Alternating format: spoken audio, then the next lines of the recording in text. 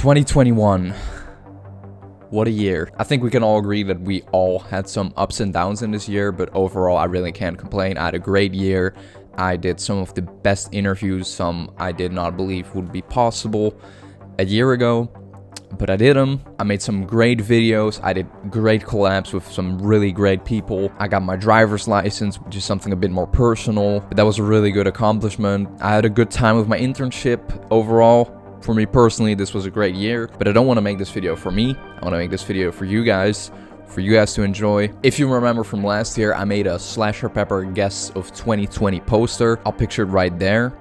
And it had all the logos from movies and bands that the people I interviewed worked on and worked in. And, well, I gotta say I was very proud of the amount of guests I had last year, but I think we beat that poster with 2021. So I hereby present to you the SlasherPepper Guests of 2021 poster.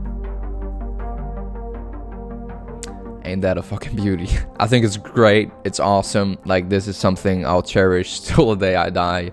I've talked to some really wonderful people, had some really good conversations. So yeah, thank you to everyone that watched my videos, that commented, whether it was a really positive comment, whether it was a negative comment. Thank you.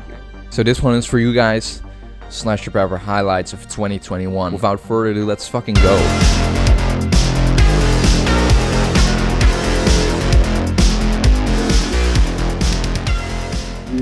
I was at the Rainbow Bar and Grill, which is the oldest rock bar. Oh yeah, coolest rock bar in the world. Lemmy always used to hang out there, didn't he? Yeah, it was just, they got a little Lemmy's Lounges in the back corner. Yeah, exactly. That's actually right where we met.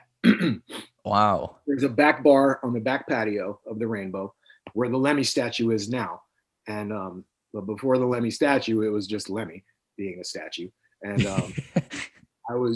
it was when we both were drinking, so I was completely shit-faced, and I'm a loud drunk. I like Jack and Cokes and a lot of cocaine, and just I like to be the center of attention, and so does Corey. So we were these are our backs, and we were like at the bar. It was like a Friday night or a Saturday night. It was packed, and we were rah, rah, rah, just both yelling like opposite directions, and then our backs touched.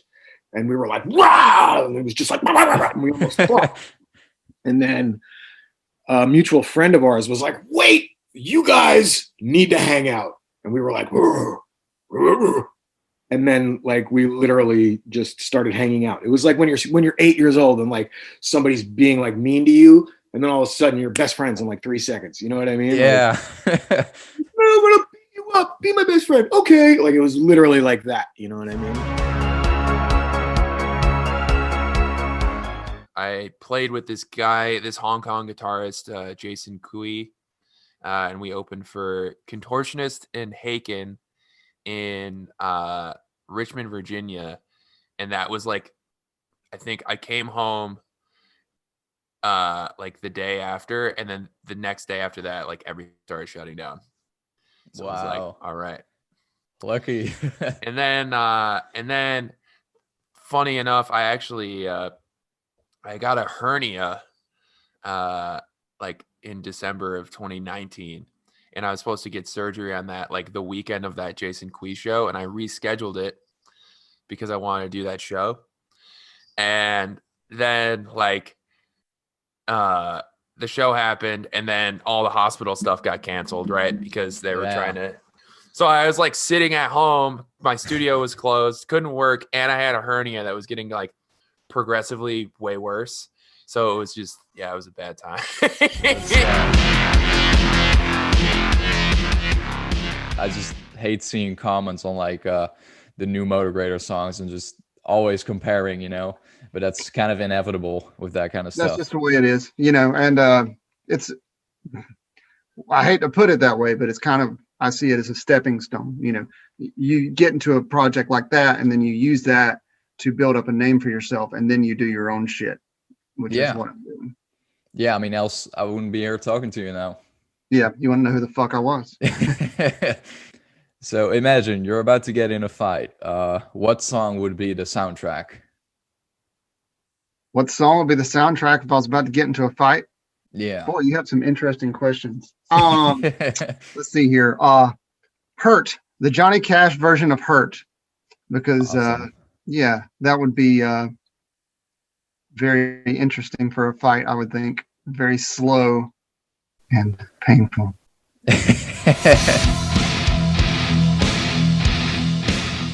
Any advice to just keep with it. What you want is there. Just keep on trying. And you'll fucking thank me the day it happens, I promise. Or you'll at least think about it. And be like, yep, he was right. And that's the same case for me, any other actor I know. You know, you got to go through, you got to walk on coals, walk through hell to get there. And it doesn't solve everything once you are there. But it's a hell of a start, man. It's a hell of a good start. And after that, just be kind. Just be kind to people. I mean, it's, again, in this business, we need each other. You know, you do a good job, you make friends, opportunities come around. Just never forget why you wanted to do it to begin with, which is because you love it and you can't live without it.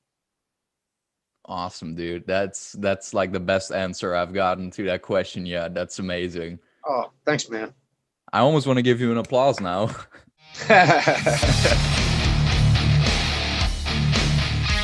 Horror movies. What are some of your favorites? Okay. Well, I have to say I'm a bit of a pussy when it comes to that. I'm not a. I like 80s horror movies and stuff like that. I'm not big into splatter stuff really. I like the 80s vibes of horror movies. I don't like watching movies about exorcism and stuff like that. Yeah, that kind of stuff freaks me out. I'll watch it if I have somebody with me watching it, but I wouldn't watch it too late.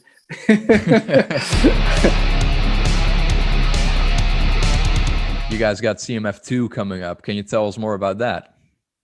Can't tell you much other than that, you know, Corey never stops writing and never stops bouncing ideas and, you know, telling us this and showing us that. So CMF2 is, to me, well on its way to becoming a reality here in the next couple of years, I would say. Don't quote me on that, though. I'm just the drunk. I'm happy to be. Cool. Well, very exciting. I'm looking forward to that. And of course, the tour coming up then whenever that happens. Yeah. That's an awesome dude. That was, yeah. I think I interviewed him on the Power Trip tour with a picture.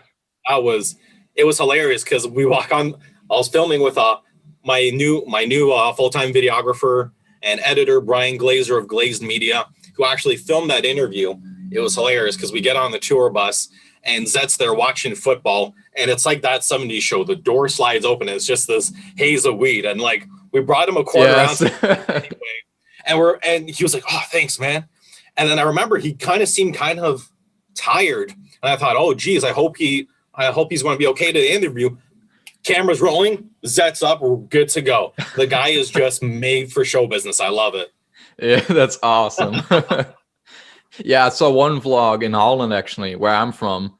Zed was just vlogging them both, and like Chuck comes from behind and like he hugs Zed from behind, and he's like, they were talking about weed, and then Chuck all of a sudden comes behind on his shoulder, and he's like, "If it ain't Dutch, it ain't much." About like weed.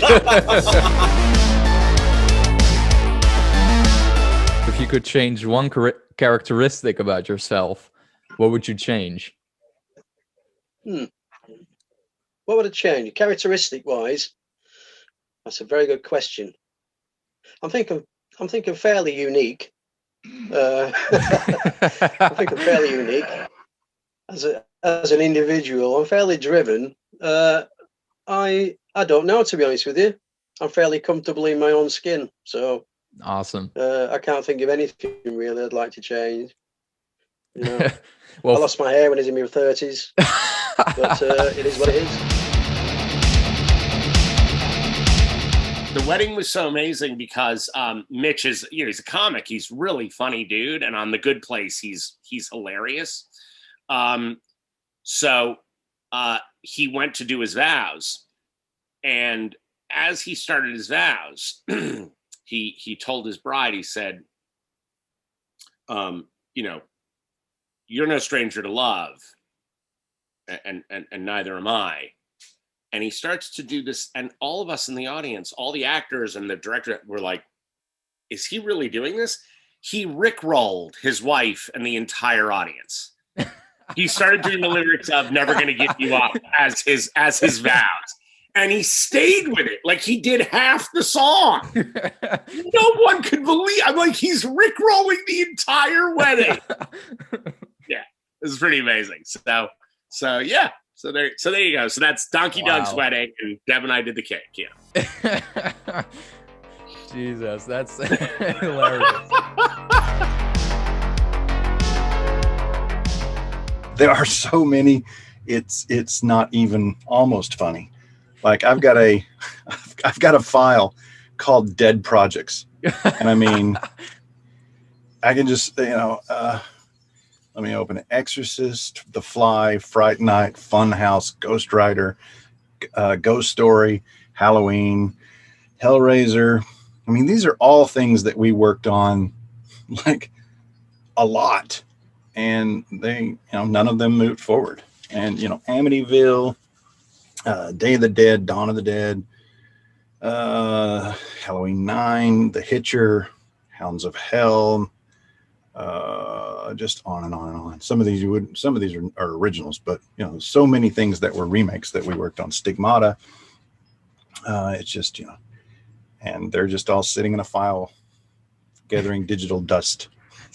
But there's probably 100 different projects. No, there's over 100. Just project after project, goes on and on. So thanks for depressing me.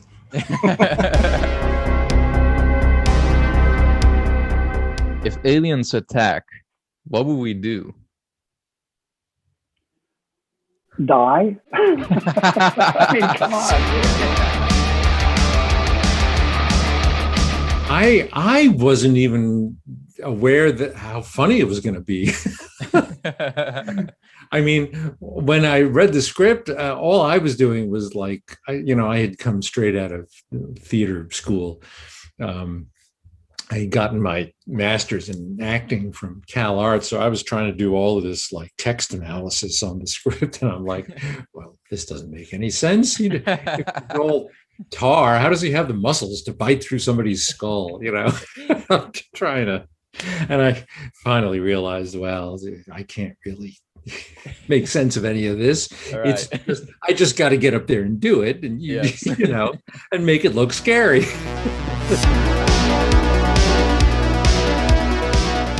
The thing I really love, not only popcorn, because we make popcorn when I'm streaming all the time, but also Cheetos. I love Cheetos. I could eat bags and bags of Cheetos, and it's like I could just feel it going from my mouth to my stomach. It just sits right there. It just gathers immediately. If eating carrots would give the same experience as eating Cheetos, it would be a lot easier to lose weight, for me at least. And I love carrots, but if I'm going into the kitchen while I'm streaming, a quiet place, I'm reaching for the Cheetos. I'm not reaching for the carrots. Yep. Although sometimes kind of in between, after I've had 7 bags of Cheetos, I go for a bag of carrots just because I got to clear the palate somehow. Yes. The house we were filming and the house that features in the film was a real house. It used to be bed sitting rooms, and basically your bedroom and your sitting room were the one thing. You might have a little cooking place in the corner. It's student accommodation, really cheap accommodation. And I think it was about 6 bed sits. And when the production company moved in, it had just stopped being used for beds. And basically, they took the whole house for about a month or so. And I remember there was a bed in one of the rooms. I was like, I just want to lie down. I'm just going to have a lie down. So I lay down, and Rosemary Sylvester Fisher, who was looking after me that day, she lay on the bed next to me. Rosemary, incidentally, was the lady who actually created all those wonderful leather costumes, designed by Jane Wildgoose, but created by Rosemary. Anyway, she was looking after me one day. She lay on the bed next to me We both fell asleep, and Rosemary woke up first. So I was basically waking up to screams because the poor girl, and literally just rolled over in bed to find herself lying next to the chatter. Look, anytime that someone's going to see an opening band, you face like that opening band, no matter what, always faces adversity of knowing like, are people going to like me? You know what I mean? Like, are people going to like this? And what's this going to be like? And I totally get that people were confused about what I was doing. It was what I was asked to do by the band. A lot of people didn't understand that. I got a lot of hate on my social media. Like, who the fuck do you think you are opening for Rammstein and playing Rammstein? That's the stupidest idea ever. But maybe if, of course the band's not going to be like, hey, no, we told Joey to do that. But like, I wonder if the people knew that maybe they wouldn't think that it sucked. I don't know. like, I did get like, it was divisive. Some people didn't like it and some people did like it. And I totally get the people that didn't like it, but that's why I kind of made a joke of myself. And I actually like sold shirts because I could sell shirts at the merch booth. So I sold shirts that said, fuck the DJ. And I figured then even people that hated me could buy it and enjoy it, and I get the crowd to do fuck the DJ. I just wanted to have fun with it, have everyone else have fun. Generally speaking, it went over great. Some shows were fucking awesome and people were going bananas, but there was 2 shows that were really bad where people were throwing things at me and screaming at me. No way. Yeah. I think one was in France, which sucks because France has like some of the best crowds, but to be fair, it makes sense that they would also have some of the worst crowds. They're very, very passionate people. So if they really like something, you're in for a great surprise. And I guess if they really don't like something, you're also in for a great surprise. The next generation that we've passed on. And I say that you're the result of either really great parenting or really bad parenting. so either way, it works for me because I love the Ramones, but here's the question, if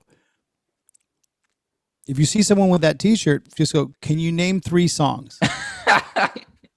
And I don't want to put you on the spot, but can you name 3 Ramones songs? Rockaway Beach, Rock one. and Roll High School, There California Sun, I Love You That's a Baby. cover, but that's okay. Okay. I Love You Baby, Pet Sematary. Okay. Blitzkrieg Bop, Sheena. Blitzkrieg Bop, yeah. Okay. Beat on the Brat. All right, good. So you're covered.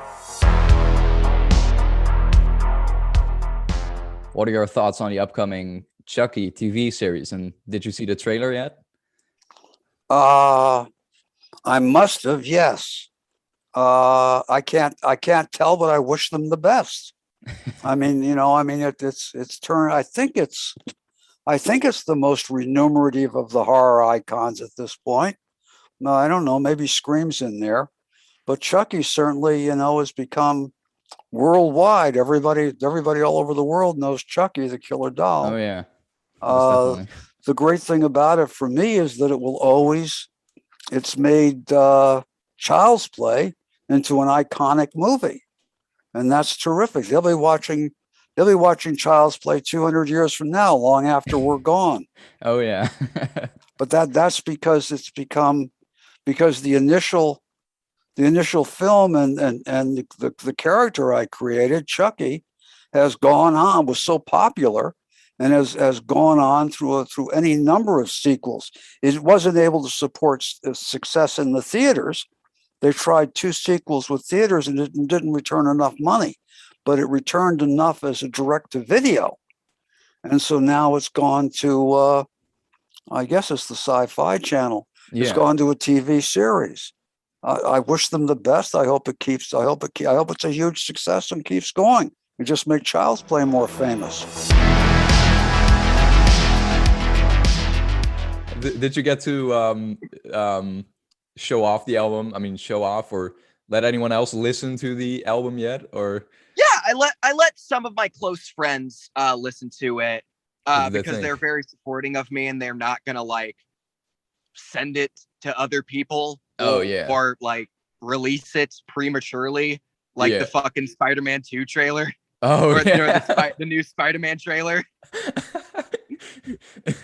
We'll just get the new By the way, album filmed. I'm totally believing that Scarlett Johansson did it.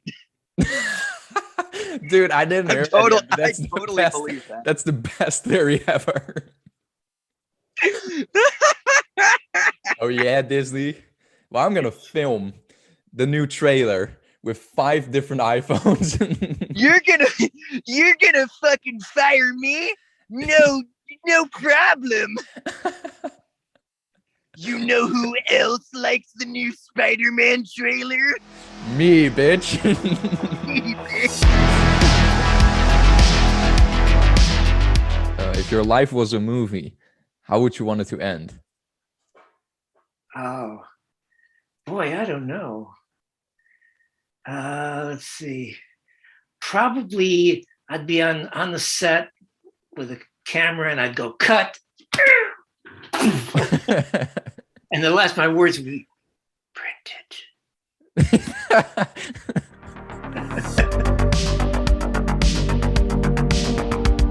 Okay. I can't believe I'm showing this to you. All right. So I did one for Friday the 13th, and this is just a prototype. This was something I designed. Okay. So basically, it says like, today is your birthday, and this is a tree. Wait, I'm sorry. This is a tree, right? And this is the lake. Yes. So today it says your birthday, and then it says make it killer. And then you open it up, and like Jason lunges at you with a knife. That is amazing. And it's like, it's hard to kind of like show you how like amazing this really is, but like, it's just like, wow. Oh, then it's like, and then you get like stabbed in the neck, right?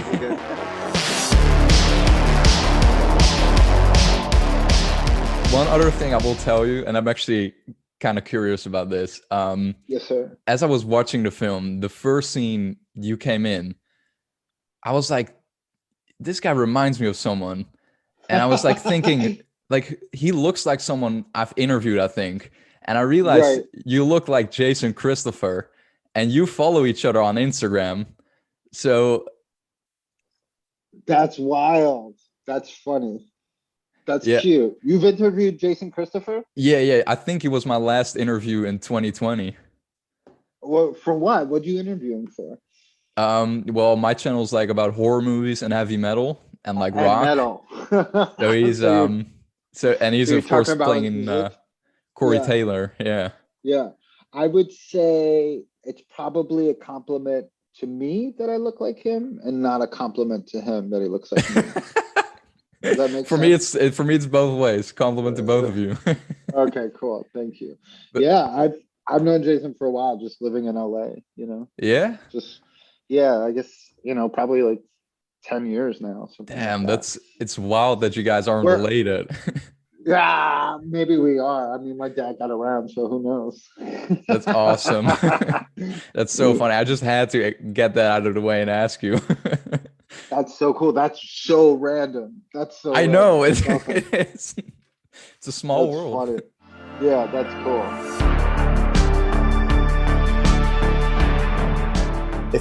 If I got the offer and of being in a film, and I don't say no to nothing unless it's got to be the right film. Do you know what I'm saying? So it has to be the right movie with regards to my role, story. You know what I mean. So I wouldn't say no to nothing. I'd even do rom-com. Hey, any casting people out there? The rom-com actor right here. No, I'm plugging for Expendables 4. That's what I'm plugging for. Oh yeah, yeah, that would be awesome.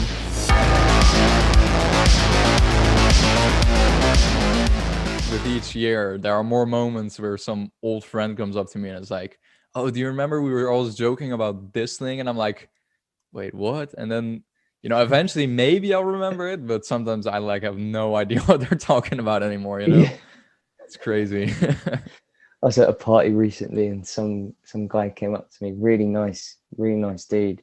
He was like, "I've met you before." I was like, "Have you?" And we both had that moment of being like, "I think we've met. I'm not sure if we've met, but nice to see you anyway. You know, one of those. One of those random party moments. Yeah, and it was only like 6 months ago, and it just went. I was like, I'm done. I'm finished. You know, within the horror community, I've been embraced. So much love's been shown to me, and I want to prove that there's good that's still out there. Awesome. And that I came running with my iron. You know, who would do that? Who would come to a fight with an iron? But look at the point. If it's still hot, you know, you can swing it and clock somebody with it.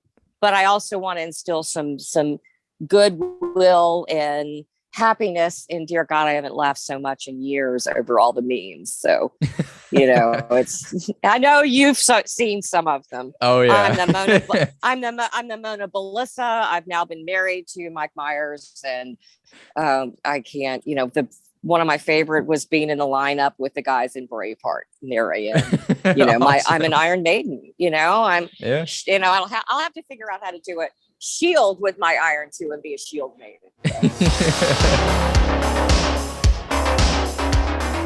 I was a smoker back in those days, and I got to admit, at the risk of being cancelled by association, I always loved it when Harvey came in for the script conferences, because the Miramax executives I usually worked with wouldn't let me smoke.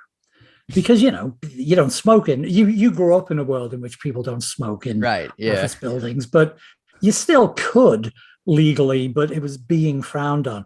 And so my development exec, a very nice guy, Jeff Kurz, would always say, you can't, Pete, you can't. But Harvey smoked like a fucking chimney. And obviously nobody's going to tell Harvey, it's his company, nobody's going to tell him he can't smoke. So whenever I walked into a story conference and Harvey was there, I was like, yes! And I would plant myself next to him, because he would be filling ashtrays by the fucking truckload. And I would just sit there and smoke and smile at Jeff. Right. Tell me not to smoke now, motherfucker. Wow. I will look back at all those clips with very fond memories in my heart in the future. Yeah, all thanks to you guys, I can keep doing these interviews because you guys keep viewing them, so I can keep doing them. Some were inspiring, some were funny, some were emotional a bit, you know. I didn't cry, but still, I kind of feel like shedding a tear right now. Thank you guys. This video was dedicated to all of you, all the dedicated SlasherPepper fans, and I hope you all had a great holidays. I hope you all have a great New Year's Eve, or had a great New Year's Eve. I hope you blacked out and had a good time, maybe threw up once or twice, and I will see you all in 2022.